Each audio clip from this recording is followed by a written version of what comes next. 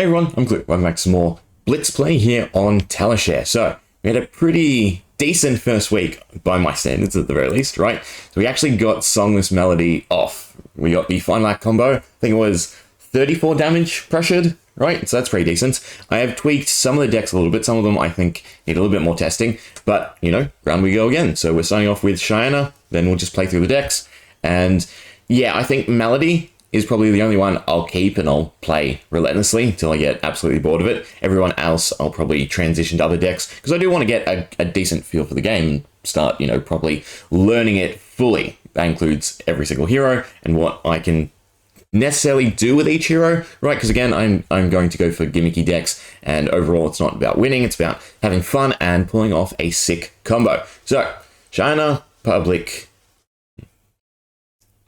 request undo Blitz, and public. Right, so I'll wait for a game. We'll just talk briefly about the deck, because I did tweak it a little bit. I went sort of back onto the Blood on Her Hands combo, right? So with the flails, you can Blood on Her Hands, and since you don't have to pay resources, it's very easy to continue to hit with them. You generate rune chance, you got the arcane damage as well. Okay, this is going to be an interesting first matchup. Right? They've got nothing super going for them. I assume they... No. Each other hero may put a card from their hand on the bottom of the deck. If they do, they draw a card and create silver. This would be a great matchup for Melody. If you gain no silver, draw a card. I mean, we're kind of in blue. I'm curious to see what they end up doing. Cut down size if they forward more. Well, basically, we're just doing Spark of Genius. Everything else I don't really care about, though I'd like to keep the Blood on Her Hands. So that doesn't have go again. So we're just going to fully block and do that. Although technically I do like to be one lower than the opponent, because we do have a few cards that proc when we have less HP. Crippling Crush is perfect. We can put that into our arsenal, and we can just get a Teklo core onto the board, right? So they're just generic things. We also have the Endless Winter if the Crippling Crush fails. Do we want this? I mean, I don't see why not. Their payoff is almost equivalent to my payoff, right? And it's just free draw. I'll pick Genis. Question is, do I play it? Right? If anything, I'm playing it off of Ice Eternal. You know what? Let's give it a go. We can both have our silver, and I'll just cycle Endless Winter, I think. Right? Each other hero may put a card. No, God. Each other hero, if they do, they draw a card, and you create. No, I'm still happy with that. Yeah, they cycle a card, we get a silver. If you gain no silver, we get to draw a card. Yeah, so that's a wonderful ability of Shiyana, right? And then we're just playing Spark of Genius for 0, so we can get a Teklo core out. Done. Now, Endless Winter is the easiest one to go for, but I still think I want to Arsenal Crippling Crush, right? That way I have it open. It's not a great hand. So cashing in from the gold, they're drawing 2, right? So if they find Command and Conquer, we can block it, and then we can still play Endless Winter off of the turn. Right? I wish I swapped the Sandals off. So the Sandals are just good for the Flail of Agony combo. Yeah, look at that, perfect. Whereas if I took Mage Master, then we could go Tome into something, right? But we don't even have the blue. We might actually have the blue. Either way, we could do that, and that. Pass, keep the Crippling Crush. Try and go for it the second turn, maybe. And just Endless Winter them. Right, so we get 2 off of that, 2 off of that, so that's perfect. Pummel, yeah, they get rid of the Crippling Crush anyway, that's fine. Double Pummel. So they're just big Genis. But surely there's better heroes to run this just generic setup in, right? That you can take more advantage of. Oh, but we do have to discard. Actually, that's worse. We have to discard both cards, don't we? So we're just completely neutered for the turn. Oh, okay. That's fun. We only have 2, so we can't even pop the silver, which is annoying. But they are pretty much neutered. I mean, I might as well take their ability and create another card, right? Because I get to draw regardless. So I might actually end up being able to do something with it. Well, no, sorry, they get full hand back. Right, so we have the resource, so I might as well spend them. We either get another silver, or we get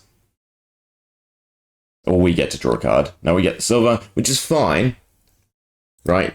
If we manage to survive, the silver actually works for our combo, being able to search for stuff. God, if only it was copper, that'd be better to play for Blood on Hands.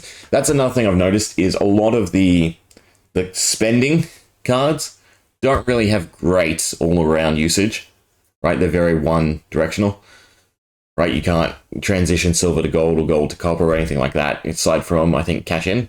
Everything else is pay for it with this. Actually, no, bric-a-brac? Is that the one that allows you to put amulets on board?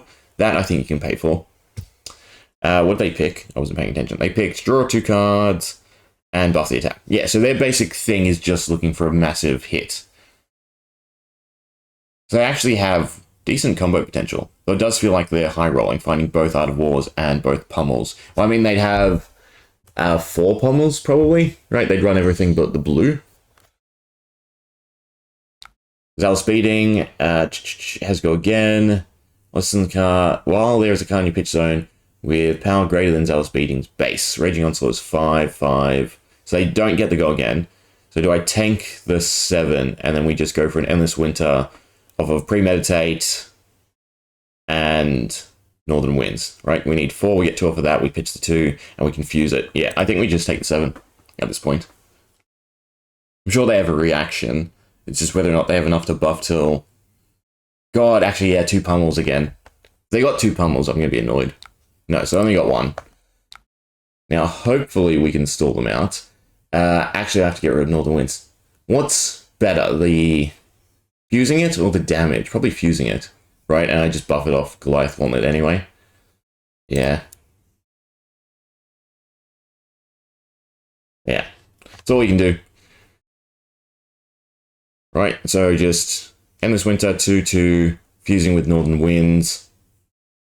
We might as well proc the Goliath Gauntlet because we're close to game anyway. And hopefully that puts enough pressure to stall them out for 1 turn, and then we can pick up the tempo, try to outcompete them.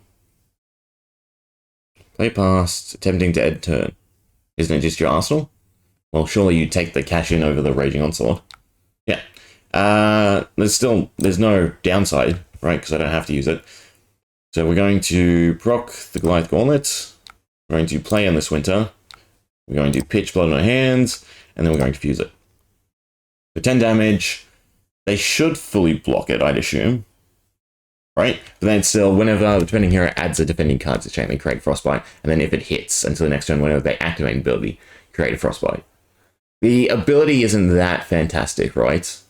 Because they actually haven't been really doing Genis things. Again, it seems like just their generic setup would work well in a lot of different heroes.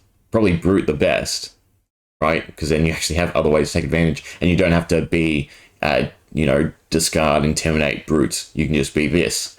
High damage, still Brute, but with a few, ways to buff. Was fused, so they create 1, right? Yeah. Any reactions? Movable, they're going to pay. But that still sinks their hand because they triggered the Frostbite. Yeah, okay, so we're slowed down their turn, which is what we want. I don't want to Arsenal the Northern Winds, unfortunately, because it's just a dead card if we can't cycle it. Right? But then I get to draw 4. But I'd very much like to... I should have done? No, because I need to fuse. I was going to say pitch it into the silver. We can pitch into the silver, otherwise it's a blue pitchable, so I think it's better to have it in our hand than the Arsenal. Arknight Ascendancy, Premeditate, and we can cycle Deep Blue. So we can still keep up the pressure, right? If they just do nothing this turn. And then things are back in our sort of favor. Yep, cool. So pick Genis. What did I say? Premeditate into Arknight off of Cooldown Lightning and Northern Winds, right? So Premeditate. Done. Deep Blue. Cycle the Cooldown Lightning. Although the Cooldown Lightning would have been great to play with it. But oh well. Arknight Ascendancy. Next attack action card you play. Ah, god damn it. I always misread this. I always think Premeditate is the opposite way. Right? I should have cycled. No, I should have played the Cooldown Lightning. Yeah. Well, they still would have taken a little bit of damage, but it wouldn't have done much. Although I suppose I could have fished for a different card.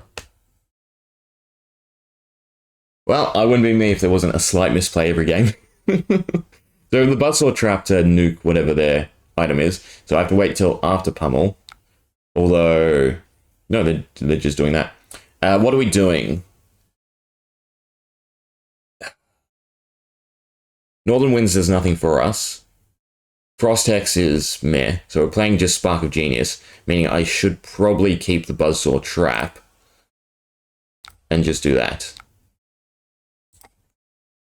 Now I can Arsenal the trap. And we're just hoping for any of the Guardian attacks. At least then I have the Buzzsaw trap for pummels. So I just play Sparky Genius. Get the other core out. Add the trap to the arsenal. Withdraw, but no way to loop into it. And I can't pitch them for silver. Well, I can pitch the Sonata for silver, actually, which is fine. 1 for 1. So here's the thing. They're definitely doing Talishar into something. No, Talishar doesn't have... Have they run out of steam? Defense and attack. Okay, so attack is fine. So I need to block 3 damage of it. So Blazing Aether, right, because I'm keeping Sonata to cycle. That's that. They react, then I do the Buzzsaw trap. Well, either way, I probably do the Buzzsaw trap just to not take any damage. Do I leave with 1? Because Buzzsaw is really going to be helpful in getting us out of pickle. Plus, they might have some sort of way to go again. No, they haven't used the Goliath Gauntlet, interestingly, right? Because there's lots of ways for them to actually make use of that. Starstruck. Is that 5? That is 5. So I don't cycle because I don't want blue, right? We just play the Starstruck. 7, 5, yeah. So Starstruck. That and that. 10 damage is beautiful. We're hanging on just by a thread. Still have Iron Rot. They still... See, the Goliath Gauntlet, right? If they pressured damage earlier on, even the Command and Conquer turn, right? Because I would have blocked more, so they would have sunk my hand. That would have changed the whole dynamic of the battle. I think that's another thing that I need to also get a hand on, is I try to hold things back in Blitz, which is bad, because Blitz is so high tempo, you really just gotta let things go. And also think about what cards they have left. For instance, here, they've got most likely 1 pummel left. There's nothing else that really goes for them. They probably have another Command and Conquer. They've done 2 cut down size. They probably have another Zealous Beating. No, they've used both of them. I'm trying to think what other attacks they'd run. They'd probably just run generic attacks. Okay, so they avoid the crush, but they still have to sink their hand. Tome is probably better to come around first. Oh, that is a not great hand. There you go, they use it, but they don't have anything to go with it. What do I want to do? That's the question. Crits go again. I mean, I have to block with that, at the very least, or that. So I'm either keeping cooldown lightning or high striker, or I could sink the Buzzsaw. Will it come into use later? Does a single Ice Eternal matter? That's the question to me. If I use Buzzsaw, it loses its thing, but then they could still have Pummel. Pummel doesn't matter. Right? Yeah, Pummel doesn't matter.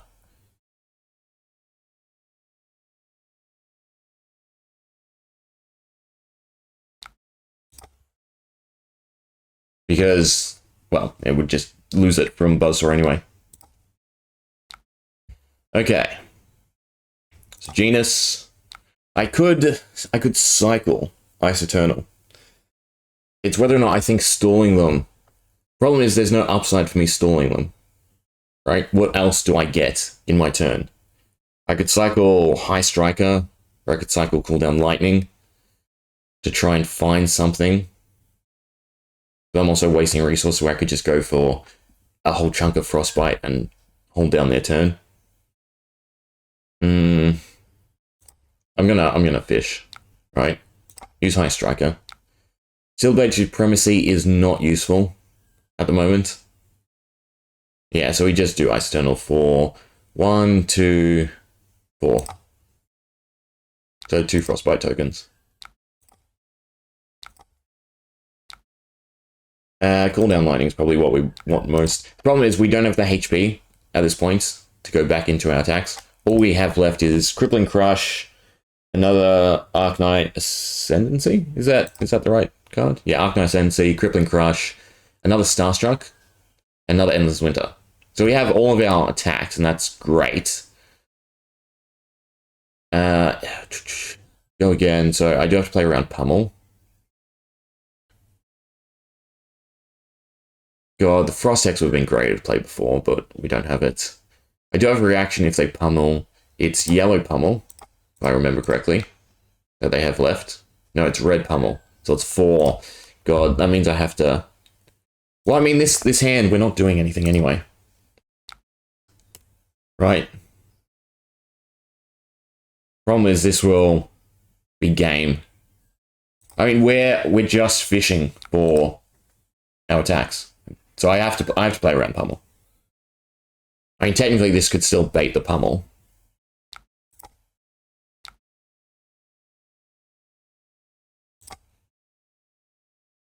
I don't have to worry about the discard anyway.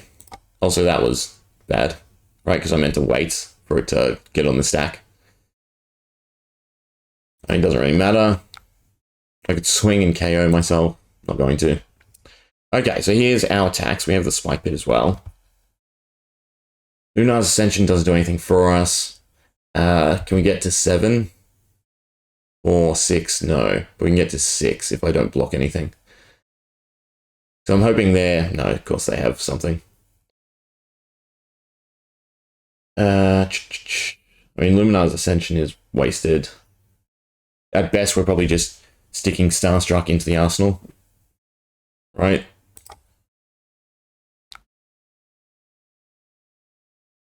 Yeah. It's annoying to waste the Spike Pit, but then I don't think they have any other reactions left either.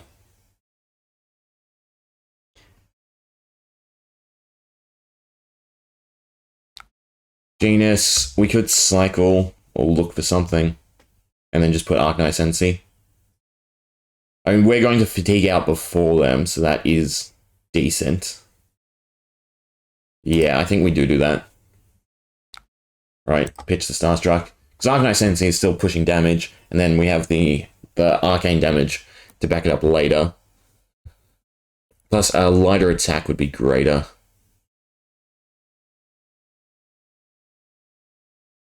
I mean, I can't play it. I can't pop. The pass. Arsenal. There's the Crippling Crush. Blood on our hands is also wasted at this point, right? Because we can't swing. That's what I need in this deck. I need HP recovery. There's the Command and Conquer. Question is, do they have any reactions with it? Right? Do I overblock? They shouldn't. Unless they magically run blue pummels and they've never drawn into them. Right? Do I take the chance? I mean, we don't have enough left anyway to go for Arknight Ascendancy. I'm gonna be cautious. I'm gonna overblock. See, this is where Remembrance, which I took out of the deck because it seemed a bit slow last time, would have been perfect. Yeah, they baited me. We don't have the resources. So we're just doing Genis. Passing. This Tome. Sonata is actually decent, right? Because it's just free damage, and then it also discounts Arknight Sensi. So even if it's only a little, right? It's still better. This gets us go again. But this is probably better to combo with an attack. But I need to get to 7. So I have to use all of them and just keep the Sonata.